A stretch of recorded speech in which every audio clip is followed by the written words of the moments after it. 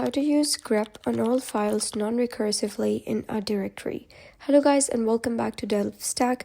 In this video, I'm going to show you how you can use grep on all files non-recursively in a directory.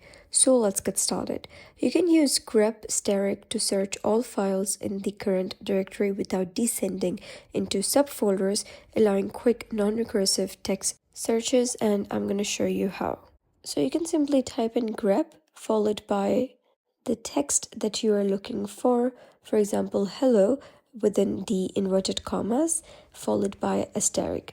This searches for hello in all files in the current directory. It does not go into subfolders.